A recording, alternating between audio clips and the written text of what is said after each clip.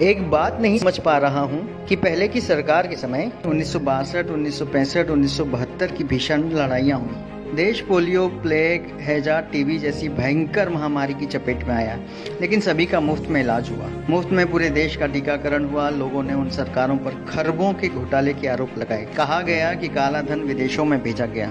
कथित भ्रष्टाचार की खूब चर्चा रही। बावजूद इसके देश में बहुत सारे सरकारी कारखाने व कंपनियां खड़ी हुई। सरकारी अस्पताल, सरकारी कॉलेज, सरकारी स्कूल बने। सरकारी नौकरियों में कोई कमी नहीं रही। लोगों को नौकरियां दी गई। जो व्यक्ति इंटर मैट्रिक पास कर जाता था उसे घर से बुलाकर नौकरियां दी गई। तनख्वाह में कोई कमी नहीं रही। भत्ता हर वर्ष लगातार बढ़ता था। महंगाई भत्ता 131% तक दिया गया। सबसे अधिक वेतन वृद्धि छठे वेतनमान में मिली।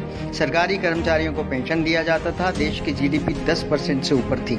आखिर तमाम घोटाले और भ्रष्टाचार से घिरी सरकारें यह सब कैसे कर लेती थी, जो दिव्य महापुरुष की सरकार नहीं कर पा रही है? जबकि वे विदेशों से काला धन वापस ले आए। नोटबंदी से भी देश का काला धन वापस आ गया। जीएसटी से सरकारी खजाना भर गया। आपातकालीन परिस्थितियों के लिए रिजर्व बैंक में जमा पैसा निकाल लिया गया। फिर पता नहीं क्यों 18-18 घंटे काम करने वाले प्रधानमंत्री के सामने सरकारी संपत्तियां बिक गईं और दिव्य महापुरुष की सरकार नौकरियां, वेतन भत्ते, पेंशन नहीं देकर किसान, मजदूर और आम नागरिकों को सिर्फ टेंशन ही दे रही है। कोई युद्ध नहीं हुआ। जीडीपी माइनस में चल रही है। सभी की नौकरियां चली गईं। फिर भी साहब ने सभी एनजीओ, उद्योगपतियों और देश के नागरिकों से पीएम केयर फंड में पैसा जमा करवा लिया।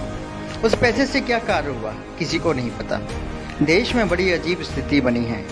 अगर कोई सवाल कर रहा है तो उसको पाकिस्तानी या देशद्रोही बोला जा रहा है।